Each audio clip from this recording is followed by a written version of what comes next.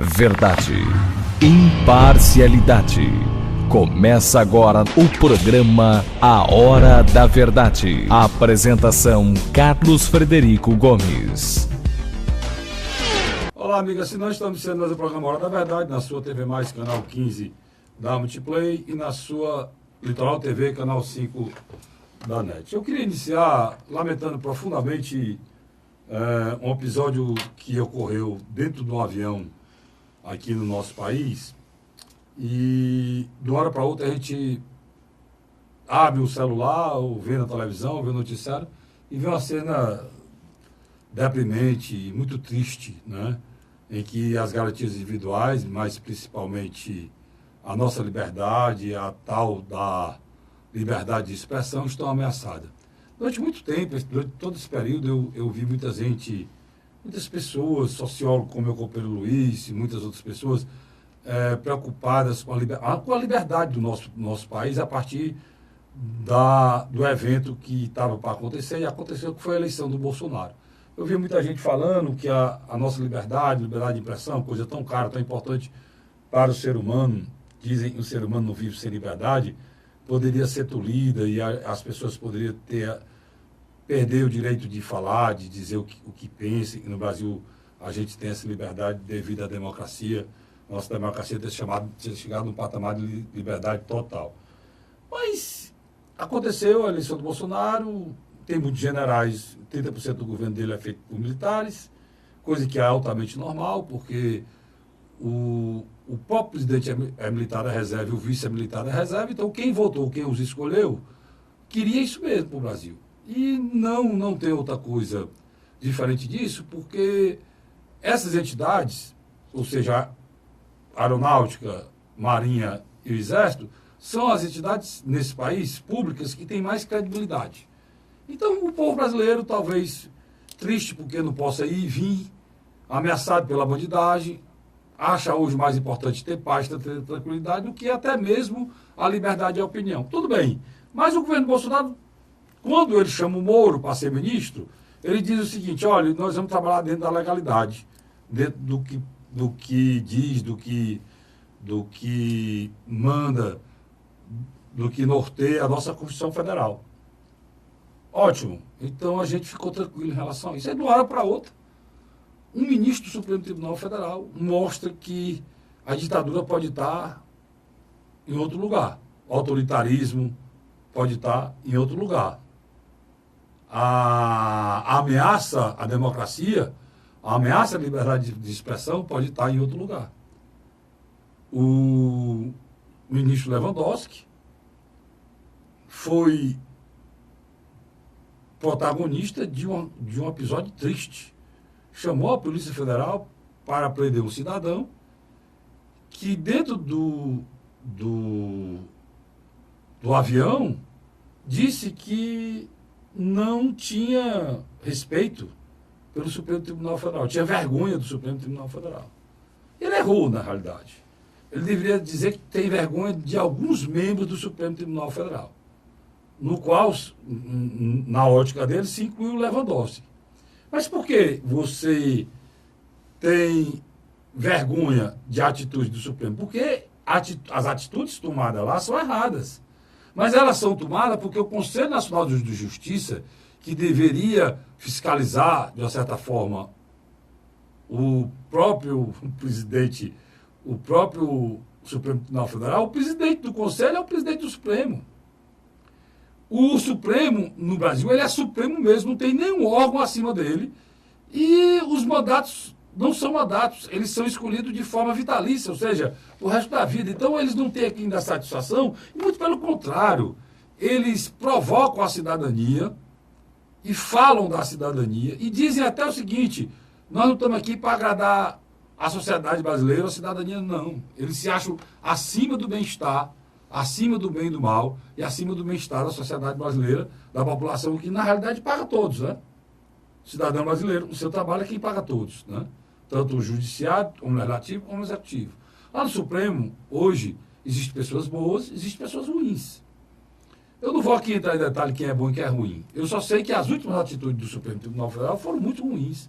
Essa de brigar e lutar por um aumento enquanto a população brasileira tem 14 milhões de desempregados, enquanto os funcionários públicos não se lembram nem a última vez que tiveram aumento, e você aumentar o teto, como eles fizeram. Agora mesmo, o Garotinho, todo mundo sabe que é um político corrupto, de atitudes terríveis, que não dá nem para você classificar. Por exemplo, ele foi condenado agora a 5 anos de prisão por ter uma estrutura mafiosa de jogo, né? Lá montada no Rio de Janeiro, e não foi preso porque ele tem uma liminar, uma espécie de um habeas corpus preventivo dado pelo Lewandowski. Como é que vocês agem dessa maneira? O Luiz Fux chantageou o presidente da República em relação ao auxílio moradia. Como é que um Supremo age dessa maneira quer que o cidadão brasileiro tenha respeito por essas atitudes? Eu acho que é pedir demais. Mas aí tudo bem. Mas da voz de prisão, cara, uma pessoa tirar dentro do avião, a Polícia Federal levar e a pessoa ter que prestar conta da voz de prisão, eu acho que é a atitude de um ditador tirano. Os tiranos,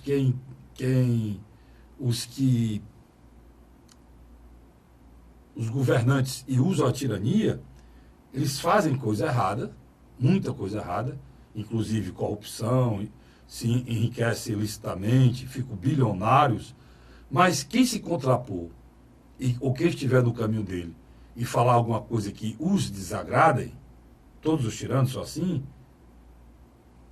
vai preso. O que é que aconteceu dentro daquele avião? Um cidadão externou, até de forma educada, a vergonha que ele tem de Supremo. Ele errou, porque eu não tenho vergonha de Supremo, muito pelo contrário. O Supremo Tribunal Federal, ele é necessário até para garantir a nossa democracia. Porque, como ele está acima dos mandatos, ele não tem, os ministros não coincidem, ele pode nortear e organizar e instruir e resolver querelas que são próprias de disputa entre poderes, de eleição, e problemas desse tipo, problemas eleitorais.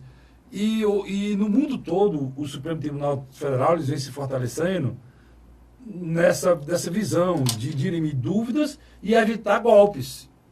Em vez do Exército intervir, em vez de alguém... O Supremo Tribunal Federal que faz isso. E nós temos que respeitar, e nós temos que potencializar o Supremo Tribunal Federal. O que nós não podemos é aplaudir maus ministros do Supremo Tribunal Federal. Isso não. Agora, esse não é meu papel da imprensa. Eu estou falando aqui porque eu me senti atingido. Esse papel de avaliar quem é bem, quem é bom e quem é ruim é do Senado. E a mesma, quer dizer, o Senado é quem elege, é quem aprova a ida desses cidadãos que têm notável saber jurídico para o Supremo Tribunal Federal. E o próprio Senado, que os aprova para lá estarem, o próprio Senado tem o poder de também os desaprovarem.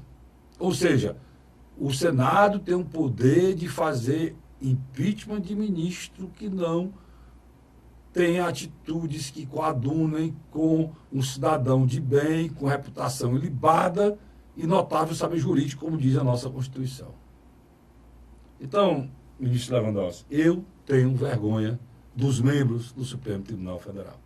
Não tenho vergonha do Supremo Tribunal Federal, mas dos membros do Supremo Tribunal Federal tem.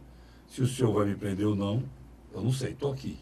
Carlos Frederico Gomes, trabalho na TV+, tem um programa Na Hora da Verdade, faz até propaganda dele aqui, na nossa querida Rádio Cidade AM 860, de segunda a sexta. Tenho um programa numa TV pública, a TV Fortaleza, pela Ordem, que também passa na TV Assembleia, né? na TV Fortaleza, canal 61.4 e na TV Assembleia, canal 61.3. Então, dizendo todos os endereços e aonde eu trabalho, para afirmar como cidadão que hoje eu tenho vergonha de atitudes tomadas no Supremo Tribunal Federal. Eu acho que também a ministra Carmen Lúcia tem, o ministro Fachin tem, a ministra... a ministra Rosa Weber tem, Luiz.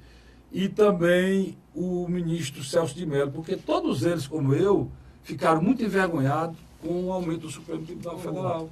E esse aumento do Supremo Tribunal, Luiz, só para terminar, provavelmente foi que fez aquele rapaz fazer aquela crítica, né? É o seguinte, o que acontece? Apesar de eles estarem num mundo à parte, onde é uma verdadeira aristocracia jurídica, onde eles são cheios de regalias, às vezes eles têm que se misturar com o povo. Eu só não e quero... uma das poucas só vezes... lhe pedir para você não citar nome de nenhum, porque eu não quero citar nome dele. Mas poucas vezes... É no seu próprio Lewandowski que está discutindo. Eles são obrigados a entrar num avião com o restante da população brasileira. O que aconteceu na minha avaliação? Porque o rapaz disse uma coisa que eu achei nenhuma gravidade. Ministro Lewandowski, o Supremo é uma vergonha, viu? Eu tenho vergonha de ser brasileiro quando vejo vocês. Mas incomodado, o ministro pergunta ao passageiro, vem cá, você quer ser preso? Em seguida, o Lewandowski manda chamar a Polícia Federal, o advogado retruca. Eu não posso me expressar? Chamar a Polícia Federal, então?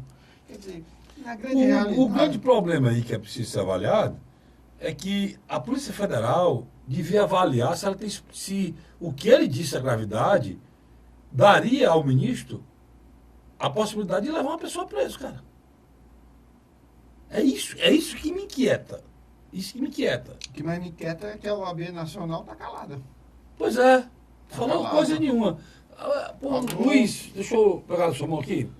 Rapaz, perfeito, Luiz, perfeito. Eu vou falar tanto em OAB. A OAB que durante a história do Brasil, quando chega as eleições da OAB, a OAB que é a guardiã da liberdade, a guardiã dos direitos e as garantias individuais. Cadê o direito à garantia? Deixe ser advogado, esquece o cidadão. Deixe ser advogado. Que expressou...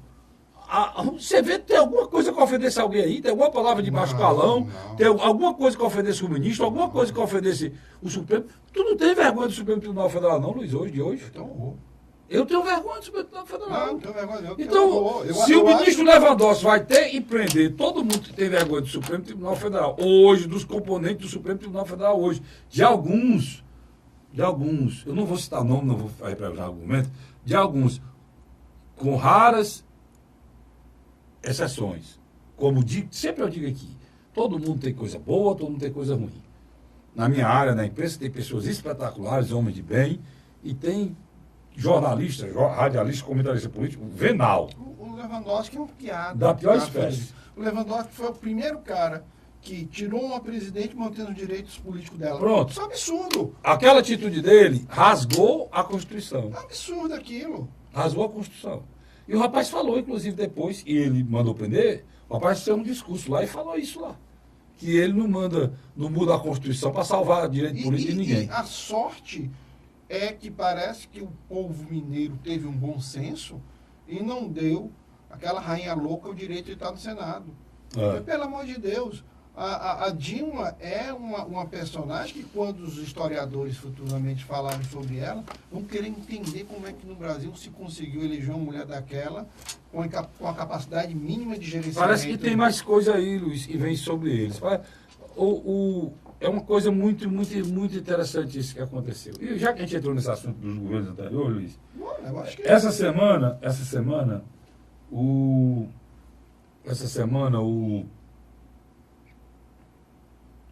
a Secretaria de Segurança Pública Nacional tomou uma decisão, e não sei se você viu, prendeu mais de 250 pessoas a nível nacional, Luiz. Chefe de gangue, chefe de crime organizado, gente que estava dentro do presídio. Né? Organizando o que aconteceu aqui fora, isso é um absurdo. E eu vi mais umas 4 operações nesse mês de novembro e no mês de outubro, 4 ou 5 operações, uma que resgatou, até eu falei aqui, que fez uma grande operação de prender traficante ao redor dos colégios também. Tudo isso, Luiz, foi feito, é importante te falar sobre isso, muito importante, graças a Deus eu me lembrei agora. Você falou na Dilma, eu me lembrei disso.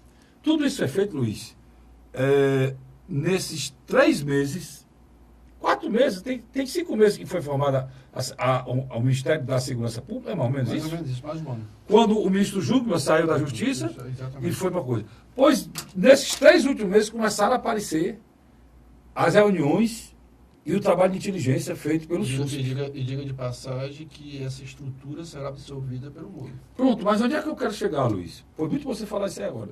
Onde é que eu quero chegar? Eu quero chegar que 2 anos do Collor, presta atenção, 2 anos do Itamar, 8 anos do Fernando Henrique, 8 anos do Lula e 6 anos da dona Dilma, nenhum desses presidentes fizeram mais pela segurança pública do que esses 4 meses do Michel Júnior. E do presidente Temer. Né? Que para mim é uma coisa triste esse mandato do Temer, mas eu não posso deixar de reconhecer aqui, Luiz, que o que ele fez foi tão grandioso em relação ao que os outros não fizeram nada. Agora os outros não fizeram nada, Luiz. Existe aí uma questão intrínseca. O fator Jair Bolsonaro. Eu acho que, de alguma maneira, o próprio Raul Jungmann, independente do Michel Temer, quis deixar o começo de um processo que ficasse como um legado. Futuramente, todo mundo vai lembrar que, lógico, quem fez esse processo mais profundamente foi Jair Bolsonaro e a equipe do Sérgio Moro. Mas também ninguém vai poder negar que a semente plantada foi no governo Michel Temer, na figura. Rapaz, Luiz, você pode afirmar, e você, como sociólogo, e eu também, nenhum governo fez mais do que o Michel Temer na hora pela segurança pública do que o ministro Jungmann do governo Michel Temer. Nenhum governo, porque nunca nem existia nem secretaria, Márcio, de segurança. Não existia Ministério de Segurança Pública. Um cara que matasse uma pessoa no Rio Grande do Sul vinha para cá como inocente. Hoje tem um banco de E se informações. você comprar uma chinela no Rio Grande do Sul e não pagar, quando você chegar aqui, seu nome está de Serasa. O sistema de cobrança é nacional, de um banco, de uma sapataria, mas assassinato desse país, você não era unificado. Parece piada, macho. Cadê o governo do Fernando Henrique 8 anos? Cadê o governo do Lula 8 anos? A violência já existia de uma forma grande, o governo do Lula, a violência da forma grande. O governo da Dilma nem se fala, não fizeram nada, Luiz, na área de segurança. A certeza disso é que em poucos dias, com toda a dificuldade, com o déficit que o governo tem, com toda a má vontade do governo capenga, cair nos pedaços, sem credibilidade, como é o governo do Michel Temer, o pouco que ele fez já apareceu, Luiz. Você está entendendo? Você está pegando o que eu estou querendo dizer, né? Então hoje eu tenho a sensação, sabe, que tudo que a gente passou, as pessoas que morreram, o avanço do crime organizado, as sequelas que ficaram nas famílias, tudo que aconteceu, a sensação que eu tenho hoje, quisera eu poder subir na tribuna do Senado, na tribuna da Câmara, ou na tribuna de um para dizer, olhe, o governo foi responsável por tudo isso porque quis, Luiz. Porque se omitiu, porque não fez nada, Luiz. É essa a sensação que eu tenho, cara. Porque em pouco tempo de organização, os resultados são magníficos, cara. Diga de passagem que a própria intervenção no Rio de Janeiro, em alguns aspectos, desmobilizou aquelas milícias que viviam nos morros. Tá entendendo? Ela não, se ela tivesse sido planejada com antecedência e tivesse recebido mais estrutura, o resultado seria muito mais positivo. Porque vamos dar de César o que é de César. Nós temos que cair na real, Carlos Frederico. Nós estamos numa guerra civil. Estamos numa guerra civil. Pô, são 65 mil mortos no ano passado, foram 62 mil mortos no ano anterior, foram 60 mil na época da Dilma, 55 na época da Dilma, 55 na época da Dilma, 50 mil, ninguém fez nada. No Lula era no mínimo 45, 50 mil, os 8 anos do Lula, no Fernando Henrique era no mínimo 30 mil, e ninguém fez nada. Eu vi o primeiro-ministro do Canadá pedir desculpa no final do ano ao povo canadense porque foram assassinadas 15 pessoas no Canadá, cara. 15. Que se pessoas assassinadas aqui. Agora nós dois estamos conversando. Não, é assassinado num Não, bairro aqui da tudo periferia. bem, cara, que a nossa realidade é outra, eu sei. Mas morrer 40 mil pessoas num país e os presidentes da República seguir todos um atrás do outro, achar que não tem responsabilidade com isso, isso não dá, Luiz. Não dá, bicho. Eles saíram, eles deixaram muito comodamente na mão dos governadores e se omitiram. E quem pecou por omissão matou Jesus, que foi Pilatos, cara. Eu me lembro que, Jesus foi vítima de uma omissão. eu me lembro que na campanha de 2000 e 2004 para prefeito, as pessoas olhavam para mim e diziam: você trabalha para o Moroni? Rapaz, o que o Moroni está propondo aí não vai solucionar nada, não. A gente não precisa de mais polícia, não. A gente precisa de políticas públicas e tal. É todo um discurso. O que aconteceu? Esse indivíduo da classe média fortalezense teve na frente dele materializado a figura do menor que ele defendia no passado. Agora já de maior, com um revólver na mão, apontando na cabeça dele. Aí começa a gritar: cadê a polícia? Cadê a polícia? O que está acontecendo na minha avaliação? Hoje, quando você abre as redes sociais, principalmente o WhatsApp, meu amigo, quando a polícia mata um vagabundo, a população ao lado festeja. Hoje, tem um vídeo hoje aqui, não sei onde era aqui, você viu aquele vídeo? Eu vi. O cara com a senhora de idade, com um revólver na cabeça dela, o policial apontando para ele, mandando ele soltar a senhora, mandando soltar a senhora, ele não solta, vai arrastando a idosa, ó, de uma hora para outra, não sei se a idosa desmaiou ou caiu, ela caiu. Na hora que caiu, apareceu o tronco dele e o policial atirou e matou. E você sabe o que foi que a população fez? Parecia que tinha sido feito um gol. Os gritos, batendo palma, o grito da felicidade, parecia Mas que... já apareceram 5 advogados de direitos humanos lá. Não, parecia ter sido um gol. Essa semana, eu tenho que ir para o intervalo, mas vou lembrar, essa semana houve um assalto no Maranhão, era uma carreta, não sei quantos milhões, tu lembra? O Vicente estava falando. Não sei quantos milhões, e foram presos 8 bandidos, ou foi 10 bandidos, e 3 foram mortos, e fuzil era para dar na canela, viu? 10 fuzil, arma de todo tipo, mas mataram 3, prenderam 10 e recuperaram milhões, eu não sei nem quanto é. Era um local que distribuiu dinheiro para o Maranhão e foi atacado e levado. Agora mesmo em Minas Gerais houve outra atitude dessa daí, mataram mais, eu estava vendo aqui, 4 ou foi 5, prenderam bem 8. Do mesmo jeito, eles estão insistindo, Luiz, em ataque a bancos, acho que é para financiar, né, o crime organizado, e a população, e a polícia está respondendo. Agora parece que mudou, houve um respaldo. Eles estão matando, nós estamos morrendo. Entendeu? O que eu estou querendo dizer aqui é que os governos anteriores a esses 6 meses do governo Michel Temer, eu tenho que elogiar esse trabalho, porque a gente tem que ser sincero. Quantas vezes eu critiquei esse governo? Ele está saindo, está todo mundo esculhambando. Ele disse até uma frase essa semana do Michel Temer, e ele não é mais procurado mais para nada. Eu acho que nem a mulher procura mais ele, se deixar achando triste. Mas, pode saber, Michel Temer, que eu tenho asco da maneira que você fez política e como você chegou no governo. Mas quero lhe dizer, o senhor foi o presidente que mais fez pela segurança pública no país desde o dia da redemocratização até hoje. Os outros não. O senhor criou o SUSP, Sistema Único de Segurança Pública. Nem existia. Então, isso aí é muita coisa. Vou para o rápido intervalo e volto já com o segundo bloco do programa Hora da Verdade. Sai daí não. A Hora da Verdade.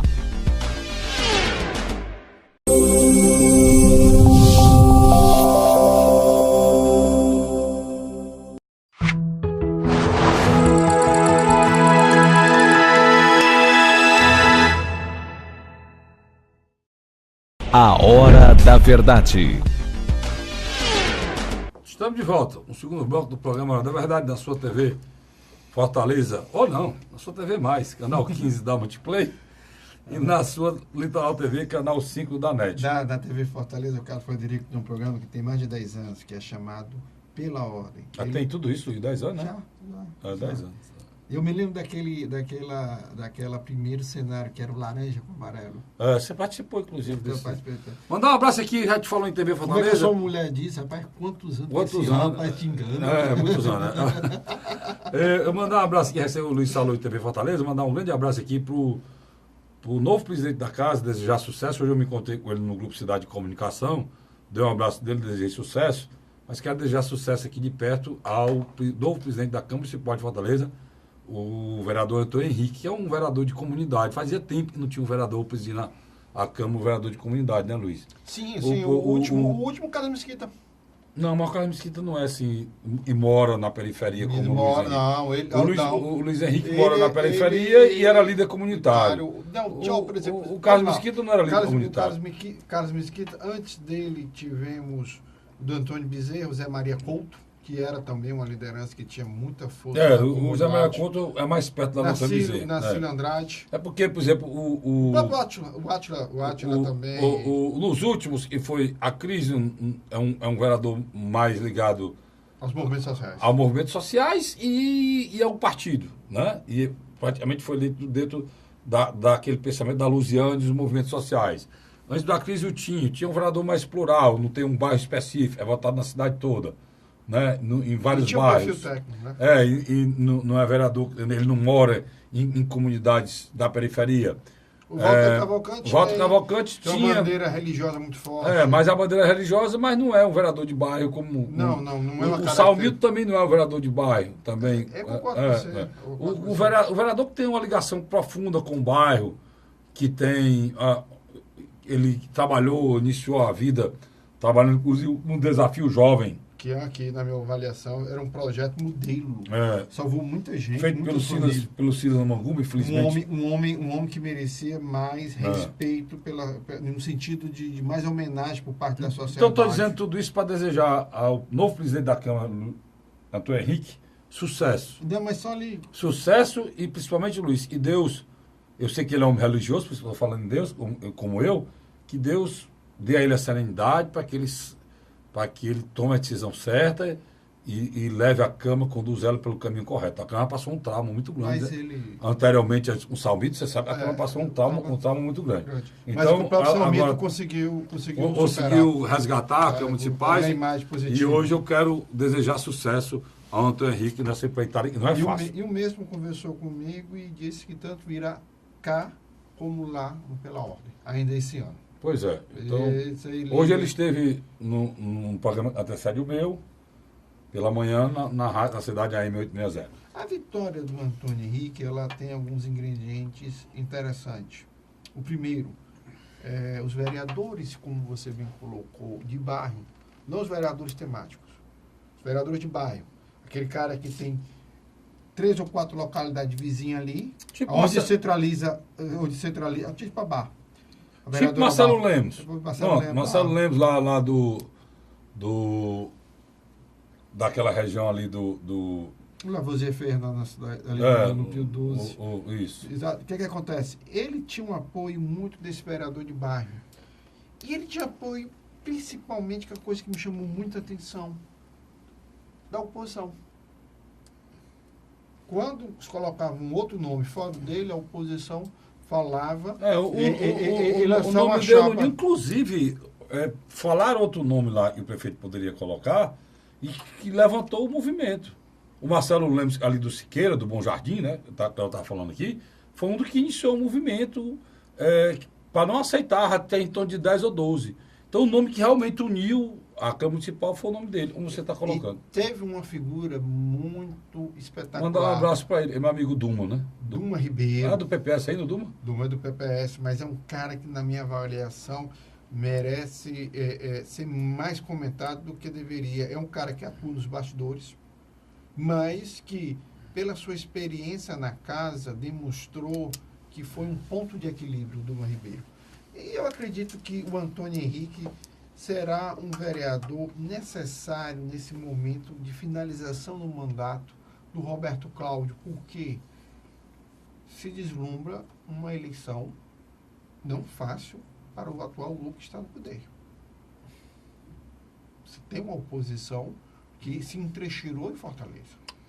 Por falar nisso, houve umas mudanças muito fortes, já vou começar a falar sobre isso,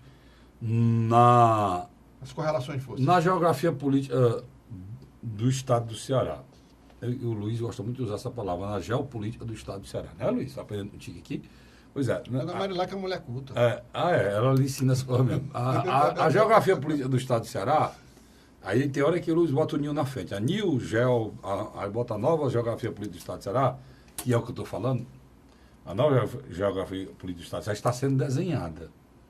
De uma forma que a gente já esperava, mas as pessoas não esperavam que acontecesse tão rápido. Pois essa semana, o presidente Bolsonaro, junto com o juiz Moro, o staff do governo, resolveu desenhar a nova geografia política. Quem é que faz parte do governo federal hoje no Ceará?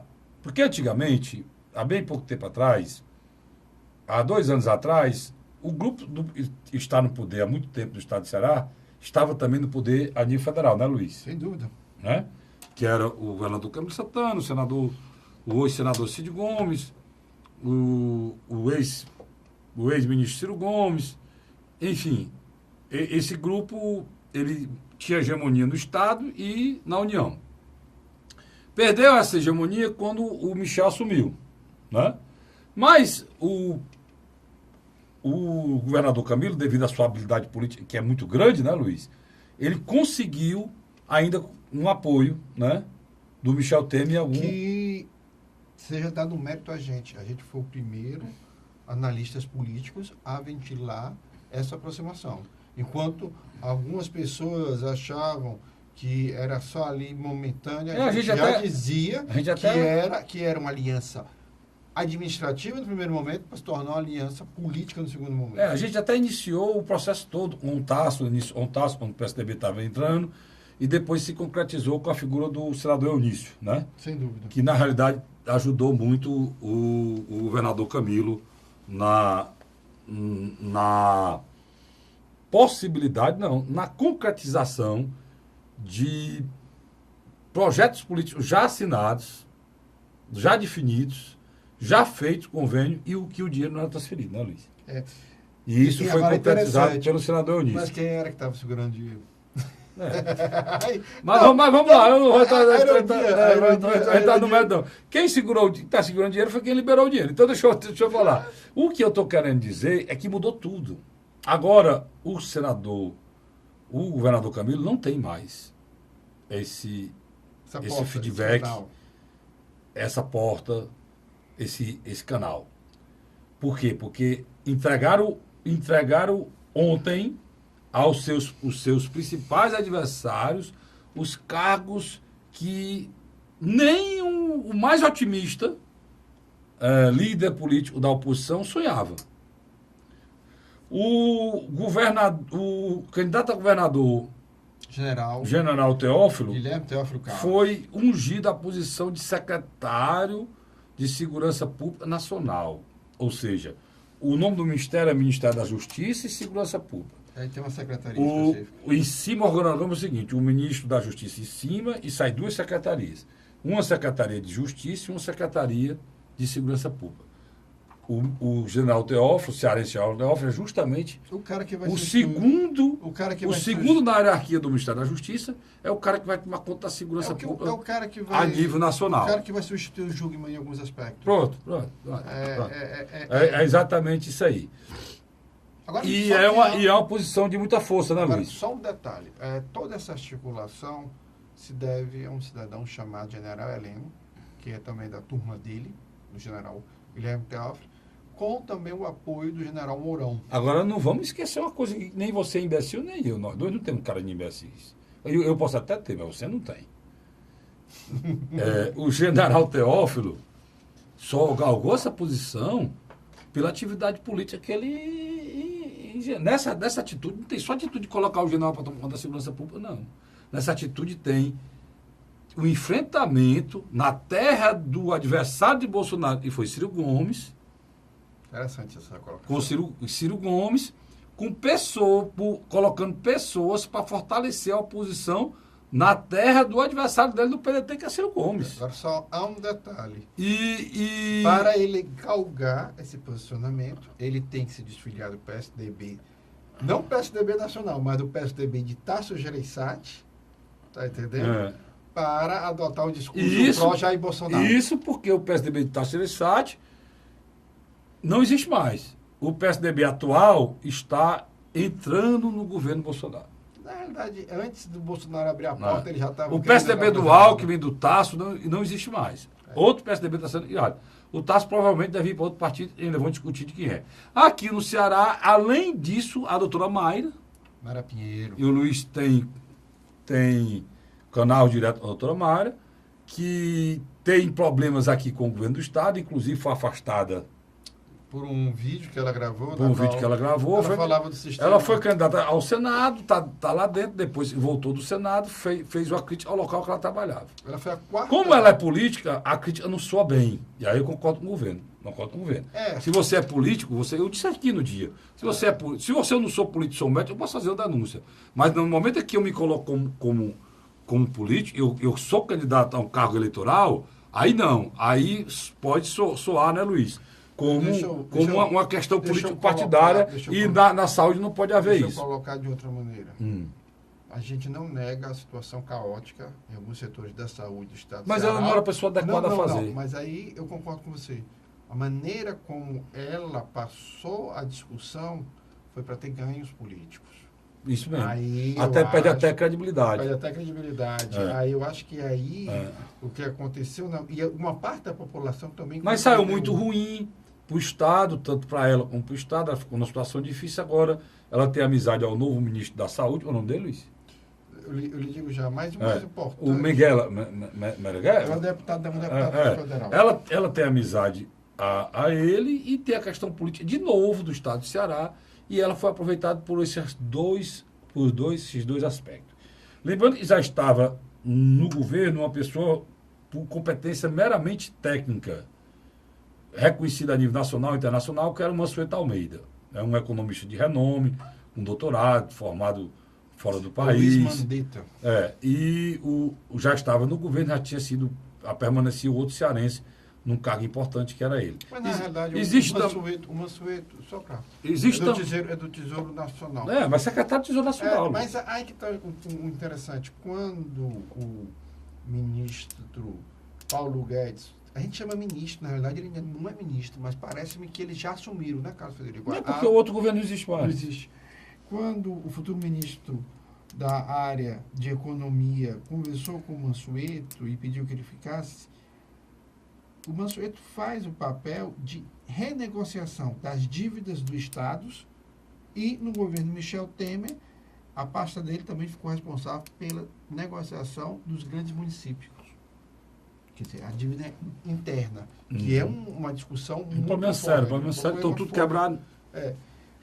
Havia outros cearenses que foram indicados, não estou falando para secretarias. Não estou falando de 3 secretarias importantes.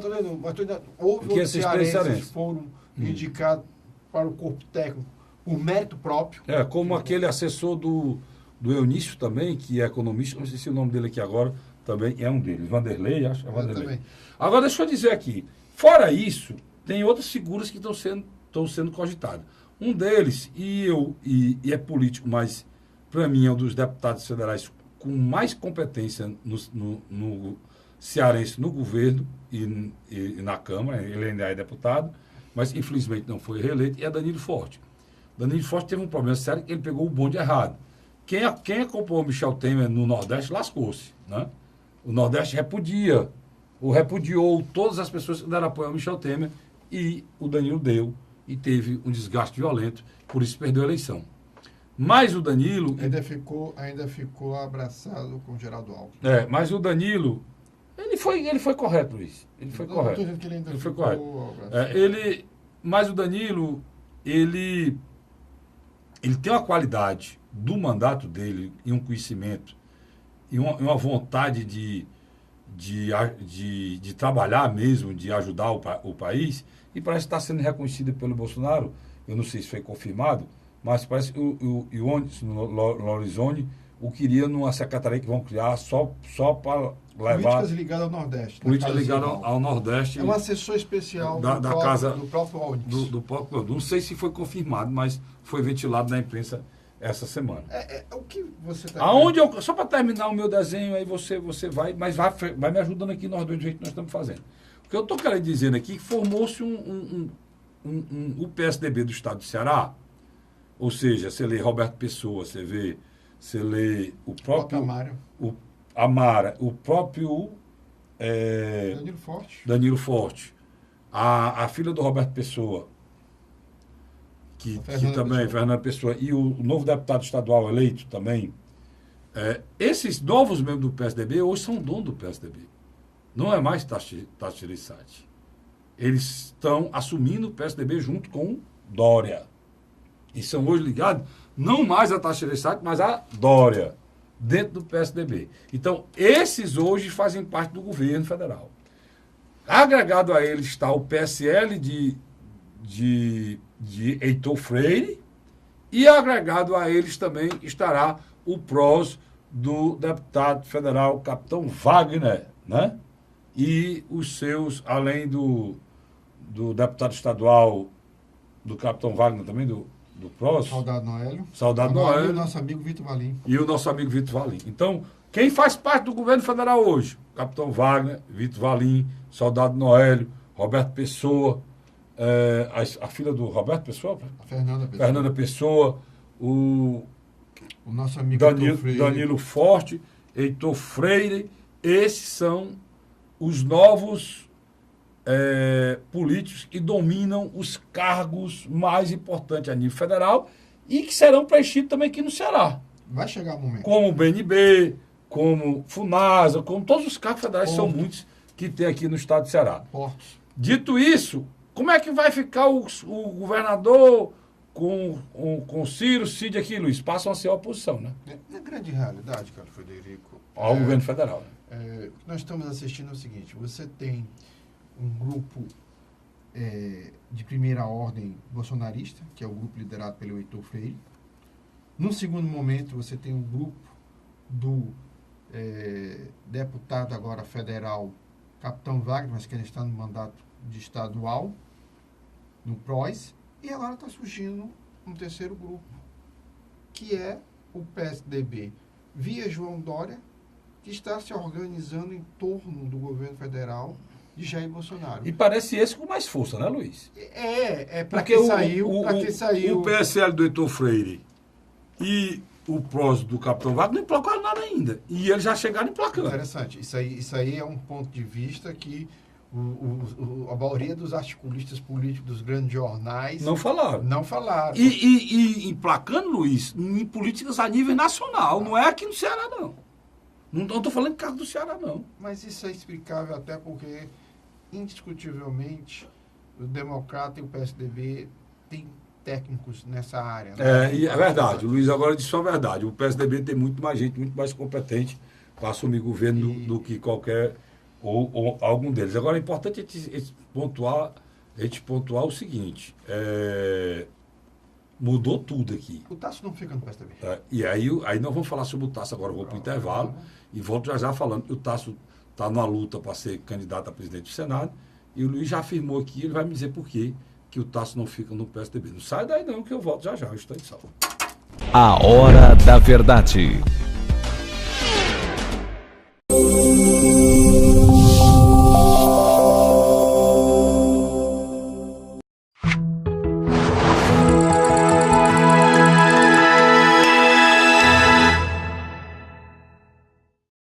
A Hora da Verdade. Estamos de volta agora com o terceiro e último bloco do programa Hora da Verdade, na sua TV Mais, canal 15 da Multiplay, na sua Litoral TV, não é mais não, meu amigo Vicente, canal 5 da NET, não é isso, Luiz? Olha, eu quero avisar aqui a vocês, provavelmente, a partir do próximo ano, o programa Hora da Verdade vai ser ao vivo, na quarta-feira, às 19 horas. Anote aí no papel. Esse programa, Hora da Verdade, vai ser a partir do próximo ano. Eu vou dizer a data exata. Vai sair uma vinheta aí dizendo a data exata na própria TV Mais. Vai ser ao vivo, na TV Mais, nas quartas-feiras, a partir das 19 horas. Aí depois eu digo a data da reprise. Tá certo? Vamos lá, Luiz. Você dizia, eu não me esqueço do que você dizia que Tasso Gereissati não ficará no PSDB. Por quê?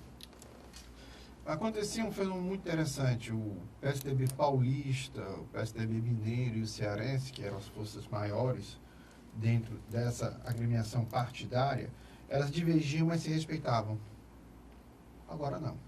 Agora o PSDB, literalmente, vai ter uma liderança que vai chamar o partido de seu, que é o ex-prefeito de São Paulo. Já está chamando, né, Luiz? É, o João Dória. Porque O João Dória se reuniu com o governador do Rio Grande do Sul e o governador do Mato Grosso e disse, vamos acabar com essa brincadeira, nós vamos apoiar o governo de Jair Messias Bolsonaro e quem estiver achando ruim, pode ir embora. puro oportunismo. E ele chegou. Eu disse ele que. chegou, conversou. Eu já disse para o Luiz que esse rapaz é um carreirista, e eu mostrei que ele era carreirista. Saiu da prefeitura, hoje é governador, enganou todo mundo, traiu o Criador. A pior coisa que pode existir no mundo é a ingratidão. Eu lá atrás, quando eu pensei que eu podia mudar o mundo, ingressei na vida pública, eu nunca tive ninguém que me apoiasse. Né? E eu fico muito triste com pessoas que recebem o apoio de uma grande liderança e traz essa liderança. Eu acho que você pode conversar, dividir, você não precisa ser um miquinho amestrado, mas você tem que, no mínimo, respeitar quem um dia confiou na sua capacidade. Esse Dória é um canalha. O governador governador de São Paulo é um canalha da pior espécie, um carreirista, um canalha da pior espécie. Ele agora trucidou o PSDB, está engatando no trem do Bolsonaro, para lá na frente dar uma volta no Bolsonaro e trair o Bolsonaro. Interessante essa sua forma. E é só você esperar para confirmar o que eu estou dizendo aqui. Porque se o Bolsonaro quiser ser candidato à reeleição em 2022, o primeiro adversário dele vai ser O próprio João Dória. Então, eu estou só dizendo aqui para pontuar isso aqui e dizer que ele tomou o PSDB e o Tasso vai ter que tomar uma decisão. O que talvez você não saiba é que o Tasso hoje, né, Luiz, está numa conversação muito adiantada com o Ferreira Gomes, é isso? O fato novo, indiscutivelmente, é que o senador eleito Cid Gomes demonstrou uma capacidade ímpar de construir pontes, ele sendo engenheiro com formação profissional. Porque a reengenharia política que ele fez no estado de Ceará, ele está remodelando também a nível nacional. A que ponto? Literalmente, hoje você pode afirmar que Cid Gomes e Tasso Gereissati já não tem mágoas entre um ou outro. E Luiz, o Cid, em pouco tempo, ele não tomou posse ainda, ele já é um dos principais articuladores políticos do Senado. Respeitado até. Respeitado. Respeitado até. Respeitado. Os principais articuladores políticos. Onde é que isso vai dar, não sei. Sei que você já sabe agora que o governo do estado de Ceará é adversário do governo federal. No governo... Deixa eu só lhe dizer uma coisa aqui. Pois não. Não foi Carlos Lupe e Ciro que articularam esse isolamento, esse novo bloco de esquerda sem o PT, não. Foi Cid Ferreira Gomes. E isso... É mérito dele. Então, ele está se construindo, ele está trabalhando agora na eleição de Tasso Gereissati para o Senado Federal. Está formando um grande bloco e parece... E a coisa está ficando difícil. Eu vi a entrevista do filho do Bolsonaro na Globo News, Luiz, central da transição. Por sinal, vergonhoso. Nessas horas, e eu peço a Deus, e Deus me mantenha do jeito que eu sou. Porque eu tive vergonha dos meus colegas jornalistas da Globo News. Vergonha. A Globo está um pouco perdida. A Globo News, na central das eleições, e sucedeu a central da Copa, que era a central das eleições, a Globo News, praticamente, ela não fez entrevista com candidatos, né, Luiz? Ela inquiriu os candidatos. Ela quis pautar os candidatos. Ela inquiriu, ela tratou os candidatos como marginal. Fez com que eles se sentissem pessoas miúdas, pequenas, como se fossem marginais e tinham que dar satisfação aos jornalistas que tinham a pauta dada pelo jornalismo da Globo e da Globo News para desmoralizar, para constranger, para ferir as candidaturas. Aí pegaram um Bolsonaro de tela. E sofreram. Passaram vergonha.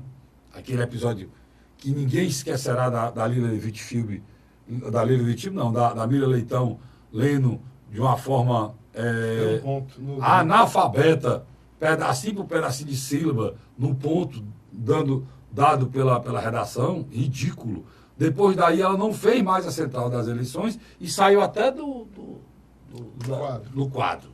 Criaram agora a central da transição. A central das eleições era para tentar comandar as eleições do país. A central da transição é para chegar perto do governo Bolsonaro. Chamaram para a primeira central da transição o filho do Bolsonaro, o senador Flávio. Hã?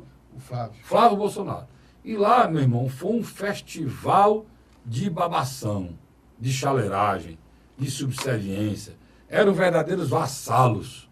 Eu tenho vergonha daqueles jornalistas chaleirante, babão, a expressão que você quiser. E triste. É aí que você acha triste mesmo. Pois lá nessa entrevista,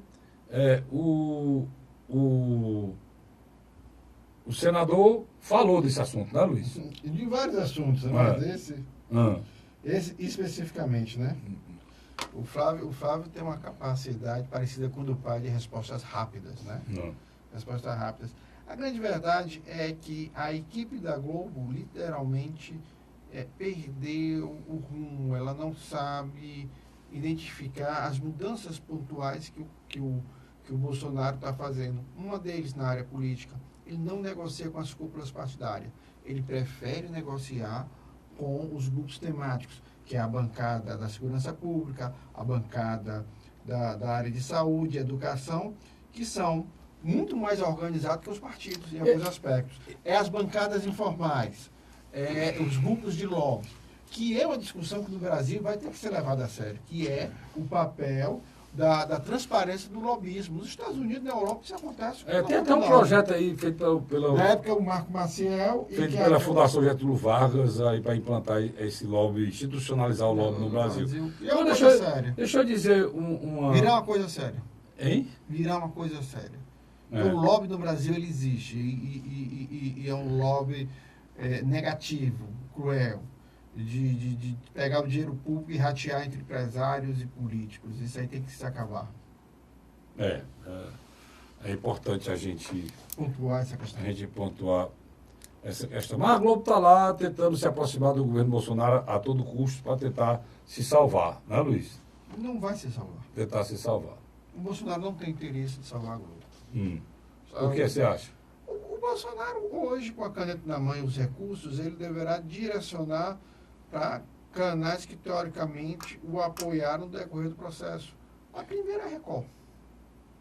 Edir Macedo, muito espertamente, quando notou... Vou falar em Record, o Luiz está falando, eu vi uma cena. E o Silvio Santos depois também... Pelo amor de Deus, falou em Silvio Santos, eu me lembrei. Está aí nas redes sociais. Silvio Santos perguntou qual era a profissão do Lula. Aí o pessoal vai, as colegas de trabalho dele vão lá e dizem a profissão, né? Aí disseram lá, metalúrgico, ele disse, certo, muito bem, mas outra profissão do Lula. Aí uma disse, presidente. Aí, não é presidente. Outra profissão do Lula. Aí a outra disse, presidiário. Aí outra profissão do Lula, uma chamou de ladrão. É triste, macho, você vê isso um homem que já presidente foi, da República. Teve 80% de aprovação do Lula, quando deixou o mandato em 2010. O Lula teve uma grande chance de sair pela porta da frente e retornar pela essa mesma porta. Se amildou. Você pega os casos como do triplex, do sítio, do terreno do Instituto. O Lula tinha uma dimensão maior do que essas coisas. Ele tinha até recursos financeiros do próprio bolso para comprar essas coisas. Luiz, e dizem aí que a delação do Palocci, ela é cruel. É abrangente. Tem, não sei se é verdade, né? Tem umas coisas que estão soltando nas redes sociais. Um detalhe aqui. E quando abriram a caixa preta do BNDES, que eu e você vimos cobrando há muito tempo? O Lula, Joaquim Levy. O Joaquim Levy vai ter que abrir, que o Bolsonaro prometeu, né? Bolsonaro prometeu, né? Só que o Joaquim Levy foi ministro de quem? Por um ano. De Dilma Rousseff. Não sei se tem coragem para isso, não. Ele abrir a caixa preta para a caixa preta engolir ele é meio complicado. Isso que eu acho complicado. Mas o ministro Palocci, ele está fazendo denúncias, dizem, né, que atinge a presidente Dilma, em cheio, que estava até agora, assim, ilesa no processo, né? estão dizendo que atinge a presidente Dilma, e denúncias gravíssimas em relação ao enriquecimento ilícito do presidente Lula e da presidente Dilma. Não sei se é verdade, mas estão falando aí, por isso que a gente não pode afirmar e tem que fazer a ressalva aqui se isso aconteceu ou não. Porque não vazou nada dessa delação. A única coisa que saiu novo essa semana da delação foi que o Ministério Público Federal exigiu que o ex-ministro devolvesse 20 milhões de dólares, né? Isso é gorjeta. O que ele deve ter escondido ali no mundo árabe, no Caribe... Mas devolve-se, não, devolvia, ou então seria preso novamente, né, Luiz? Se o Sérgio Machado tem como pagar esse dinheiro, imagina um Antônio Palocci da vida. É. O que a gente sabe é que a Lava Jato não para. Essa semana agora foram vários funcionários da Petrobras presos, porque pediu propina para fazer contratos de tancagem de óleo, de petróleo, e com as maiores empresas de petróleo do mundo. Pra você ter ideia, uma empresa só movimentou em 8 anos, né, em 6 anos, 8 bilhões de dólares. E as propinas, já a avaliação da Polícia Federal, chega a 34 milhões de dólares só de propina para os funcionários. E a gente chega à conclusão que a corrupção no mundo é endêmica, não é só no Brasil, não. É no mundo todo. O mundo trabalha assim, né, Luiz? Você vê um funcionário da prefeitura, um funcionário da Petrobras, cara. Olha, eu não conheço funcionário da Petrobras que ganhe ruim. Tu conhece algum? Não, os funcionários da Petrobras ganham bem. Muitos deles ganham em dólar porque estão... O funcionário concursado, em geral... Não, o funcionário da Petrobras não é público, é funcionário da empresa de economia mista na Bolsa, que ganha milhões, cara. Mas eu estou dizendo para você que o funcionário público, em sua grande maioria, ele ganha, na média, acima da população. Eles não têm os grandes salários dos executivos das empresas privadas, mas não tem um salário que você possa dizer que é um salário para jogar fora. E, especificamente da Petrobras, são salários onde a grande maioria da população nunca terá acesso. Mas uma coisa que me chamou a atenção, foi a maneira como a Petrobras conseguiu sobreviver, Carlos Frederico, porque a maneira como ela foi usada para enriquecimento ilícito e manutenção do status de poder é uma coisa absurda. Agora, Luiz, essa coisa da Petrobras e o Macron e a França acendeu uma luz aqui. E eu espero que o presidente Bolsonaro entenda essa luz. Macron vem. Por quê? Macron vem para o dia 1º de janeiro. Não, mas por que ele precisa entender essa luz? Lá na França, Paris foi destruída agora. A principal avenida mais conhecida do mundo, é a Champs-Élysées, e fica ali no Arco do Triunfo, ela foi praticamente destruída. Tocaram fogo em carro, tocaram fogo em restaurante. Por conta de quê? Aumento abusivo de óleo, diesel e gasolina. Nós tivemos aqui uma parada de 3, 4 dias aqui no estado, aqui no Brasil, que foi responsável pela queda do PIB. Né? O Brasil teve queda do PIB, teve tempo demais para se recuperar com aquela parada e dificultou muito a vida do brasileiro. Então, que o ministro, que o Bolsonaro e o Guedes, por favor, né, Luiz, não manter essa política de preço e tá aí na Petrobras para não puxar a terra para os pés dele, o formiga e tudo, né, Luiz? Parece que o nome Macron está trazendo muita sorte, não. O Macron da Argentina e o Macron da França não estão bem, não. E isso aí também, só pensar aqui a minha participação, Carlos Frederico, é um sinal para o Jair Messias Bolsonaro. Cuidado com o canto da sereia dos projetos neoliberais ou ultraliberais. Esse projeto neoliberal nem mesmo... Na Argentina agora... Nem mesmo o FMI replica porque eles não são garantidos de sucesso, não. Luiz, eu que lhe agradeço. Obrigado, meu irmão. Obrigado você, assinante. Eu volto na próxima semana, se Deus quiser, com mais um programa A Hora da Verdade. Tá certo? Até lá, muito obrigado pela audiência.